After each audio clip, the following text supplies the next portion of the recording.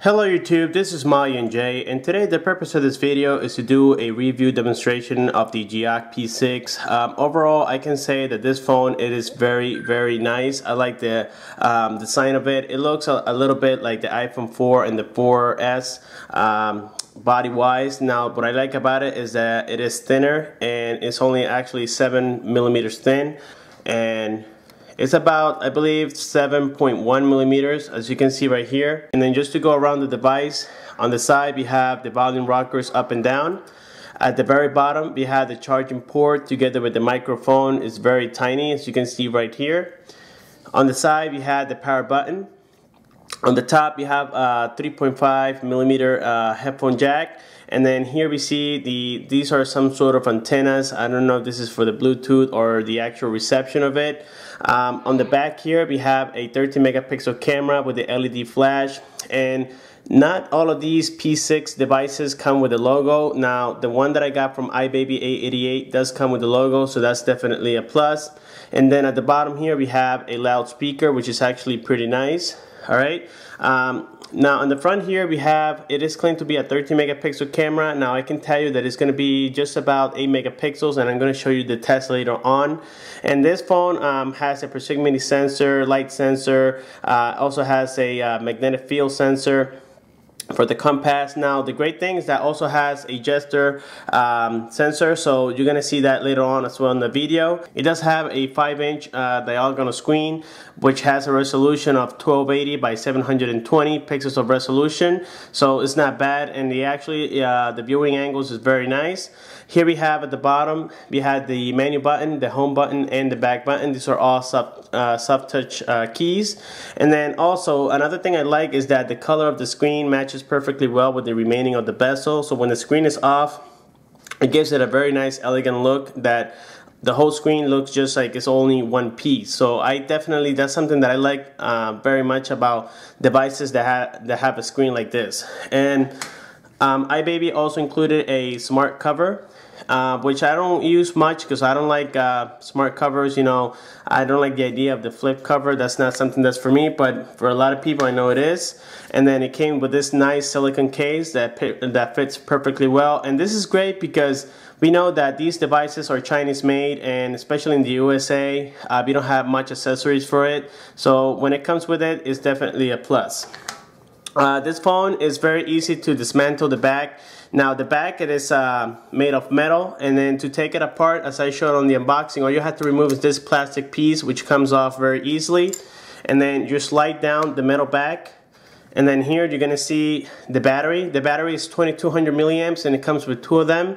It is dual SIM, dual standby, and you can also install TF cards or SD cards, whatever you want to call it. So one of the SIM cards that you can use could be regular size, and the other one is going to be micro size. Alright, and then to install this, you pretty much got to leave like a little gap of about, I would say, 5 millimeters, and then you slide up, and it's very easy to put on back. Now this piece, when you take it off, you know, make sure that you make sure that you do it with, patience, because, it looks like it could break if you put too much force on it. Alright, now let's go ahead and turn on the device. And here we see that the theme of it looks a lot like the Samsung devices, including the Samsung Galaxy Note 3, which in a way I like, and in another way, I wish that it had its own, software team, just like the iNew V3 that Colonel showed us has. I like that device a lot, but now I also like the body of this phone, and I'm going to just show you around the device. Here we see that also on the app tray, it has lots of similarities with the Note 3 software. And the first thing I'm going to test on this phone is actually the Bluetooth. The Bluetooth is very strong, and we're going to go to right here where it says Bluetooth. We're going to turn it on, and we're going to pair it with my little famous Beats pill. So there we go. Let's put it on Perry mode. Let's see. And here we have it on Perry mode. So we see already that the phone has read the Beats pill. Let's go ahead and connect to it. Okay, and as we can see, it has paired already. And now, of course, what next thing we're going to do is we're going to go ahead and open Pandora just to make sure that it is working well. So Here we have Pandora. And as you guys can see, it is working perfectly well.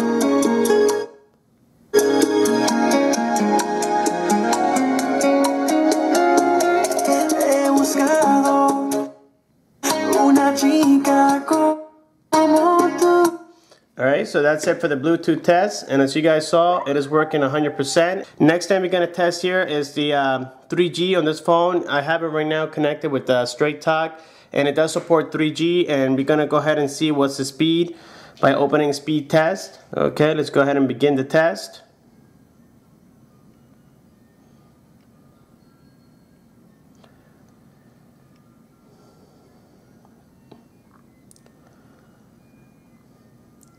Right now we're getting about 4 megabits per second on the download. Almost 5. And the upload speed as usual is 1 megabit. As you guys can see right here. Alright, and here we have the results on the top. As you can see, it didn't do bad at all. Sometimes I get 9 megabits download, sometimes I get up to 10, sometimes I get 7, or like you see right now, I get a little bit lower than that. But at least we know that it does have the 3G, and then I'm also going to turn on the Wi-Fi. The Wi-Fi has a great reception. Now, even most of my devices don't do that well with the Wi-Fi because it is all the way in the back, including my original LG G2. As you guys can see from the very top, the Wi-Fi, I am still missing 1 bar. So this phone does have a great Wi-Fi, so that's definitely great. And also, we see that on the front here, it has the gesture controls. You can also, move the screen around. Now, I believe it's only a one side gesture control. It doesn't go towards the other side. So, I mean, that's definitely is nice to have it, but I really don't use it that much. Another thing I'm going to test now is the camera. The camera on this phone is pretty nice, and I'm also going to show you the front-facing camera. Alright, so we got here the camera test on the Jiake P6. And as you guys can see, the camera is very nice. It is definitely a 13 megapixel back camera. However, the front-facing camera, I believe, is going to be more like a 8 megapixel. And this is the front-facing camera on the Jiake P6. And as you can see, the camera, it is also great, but I believe it's going to be more as an 8 megapixel. Alright, so there you saw the camera test, and also this device has a great GPS, and I'm going to show you the GPS test. Alright, so here we have the GPS test on the Jiake P6, and as you guys can see, it is working perfectly well. It locks a signal very fast, and the great thing is that you don't have to do anything to it. It comes like this right out of the box. As you can see from the top left, it has locked the signal, and I'm only using 3G with Straight Talk, and the GPS is working perfectly well, guys. So I'm also going to test it from inside the house. Alright, and as you guys saw, the GPS is very good, and as I mentioned on the video, I'm going to also open here GPS test, just so that you guys see that even from inside the house, it does lock a signal. Now, it does take about, I would say, from inside the house like 2 minutes, or sometimes it's even sooner than that, for it to lock a signal. Here you can see that it already locked it very fast. So of course, when you're outside the house, the reception is going to be even stronger. So most MTK6582 devices are going to have a good working GPS. And then next thing I'm going to do now, of course, is just play a few games. We know that this is the MTK6582 clocked at 1.3 gigahertz, so it is definitely going to play any 3D game.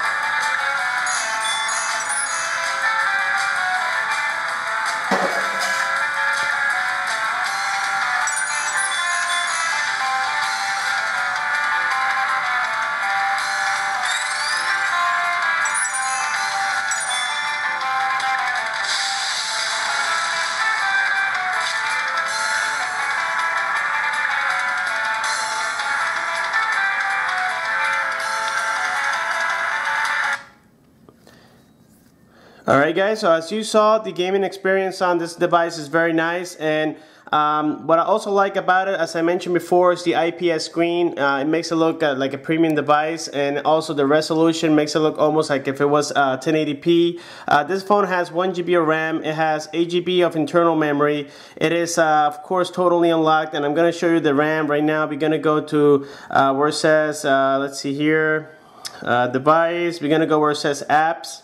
And then if you go where it says running, it should show us the RAM. And as you can see, right now we are using about 418 megabytes, and it has 536 free. So yes, it is a 1 GB of RAM, and we're also gonna check the storage and make sure that it is 8 gigs. Now here, I don't know if it's because I have you know, many files on the SD card. It is saying that the total space is actually 5.4. And here we have my little weight scale, and we're gonna go see how many grams this phone is. Right now it's in pounds. Let's change it to grams. And the phone is about 146 grams, so it's not the lightest device and it's not the heaviest, so that's definitely great. And also I'm going to show you that from the flip case, this phone has a magnet sensor that detects when you have a smart case on it, and I'm going to open it real quick. And as you can see, it does open automatically. Now you gotta stick it with the glue that it comes with, and you know, overall this device is very nice. It looks, you know, like I said, very similar to the Note 3 software. Here we have the phone's application. As you can see, it looks very similar. We also have the message application as well. And here we have the browser. Let's go ahead and open YouTube. Let's go youtube.com. And here we see that it loaded pretty quickly. Now another great thing is that this device doesn't have the YouTube problem that we have seen before. Actually, when you open it, I don't have YouTube right here right now, but every time I notice that when you see the Google Settings application, the application installed on there, I think that's the app that some of the Chinese phones are unable to install, and that's why you get the Google Play Services issue, but this one does not have it. So that's definitely great. And here we're going to check the Antutu test. The Antutu test on this device did very well. It got a score of almost 17,000, and I'm going to show you the device's information. Here it says Jiake JKP6. It has the Android 4.2. Now here shows the MTK6589, but we know that it's not going to be the 89. It's going to be actually the MTK6582. So I'm assuming that that's a settings error. It does have 1280 by 720 pixels of resolution. It is a 13 megapixel back camera. And so, you know, here we have pretty much almost everything is accurate except for the CPU. Alright, and here even it says the camera, as you guys can see, the back says 13, the front says about 8.3 megapixels, which I was actually right, because due to the quality of it, as you guys saw earlier, it does show that it is a an actual 8 megapixel camera. Alright guys, well that's it for this video. Please let me know if you have any questions. Subscribe for more, comment below, like the video. I'm going to be bringing some more videos very soon. So thanks for watching and have a good one.